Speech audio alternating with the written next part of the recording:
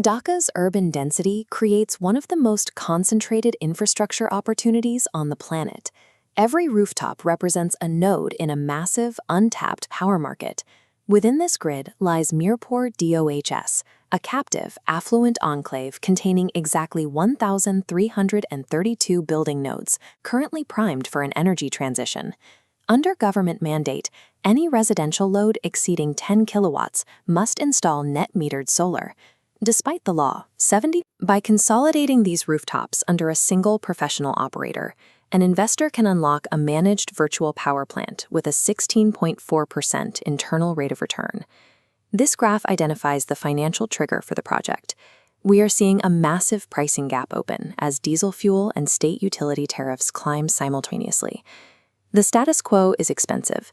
Buildings pay 115 taka per liter for diesel backup, while primary grid power reaches 16.13 taka per kilowatt-hour.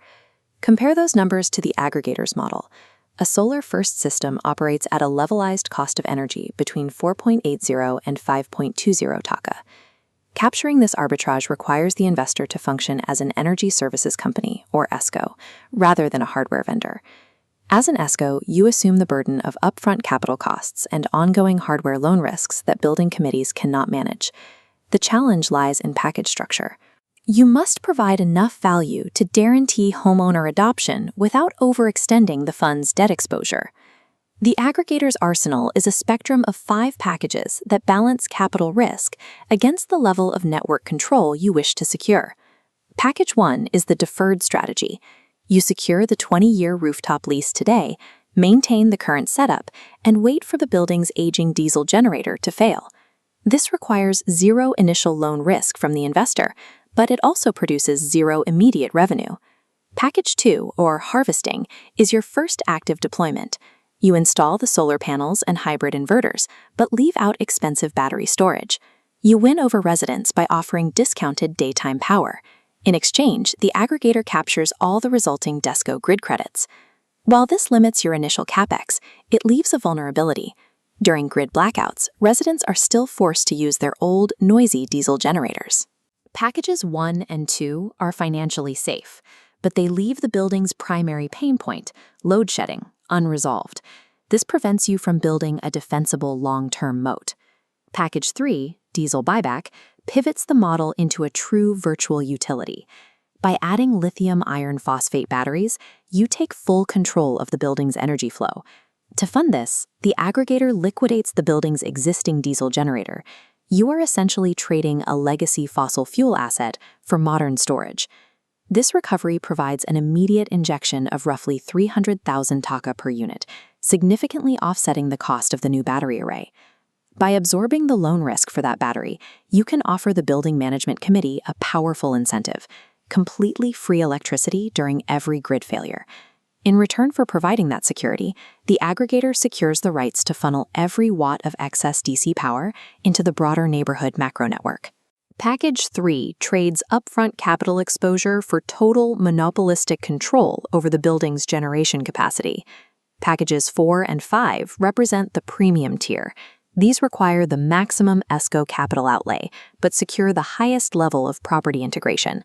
The Package 4 pitch is designed for rapid customer acquisition. The aggregator assumes 100% of the loan risk to provide households with completely free daytime solar usage. This offer removes all friction for the building committee. It allows the aggregator to rapidly lock down rooftop footprints across the entire enclave. Package 5 is the most comprehensive ESCO model. It features an oversized storage system, sized at 1.5 times the legacy diesel load. Here, yield is maximized. The aggregator retains all grid credits, bills for excess draws, and captures all surplus solar DC. This level of dominance requires enough capital to build a microgrid capable of operating independently of the state utility during extended outages. Packages 4 and 5 treat the building as a subsidized generation node for a much larger enterprise, rather than just a customer site. The surplus DC power secured through Packages 3, 4, and 5 has a specific destination. You are building the foundation for a decentralized electric vehicle charging network. Through virtual net metering, the investor can wheel surplus power across the neighborhood, either physically or virtually.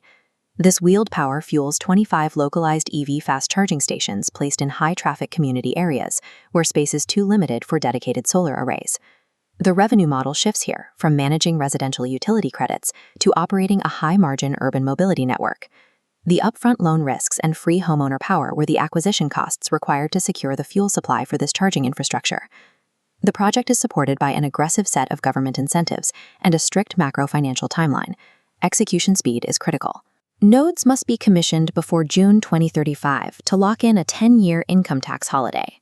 Furthermore, a 15% uniform import duty drastically reduces the capex for Tier 1 solar components brought into the enclave. Your strategy follows your capital risk appetite. Risk-averse capital should target packages 1 and 2. This secures a neighborhood foothold with minimal debt. Infrastructure-focused capital targets packages 3 through 5, accepting initial loan risk in exchange for a 20-year lock on local grid exports. Profitability in Mirpur DOHS flows to the aggregator, who absorbs the complexity of the enclave and secures a long-term monopoly over its energy future.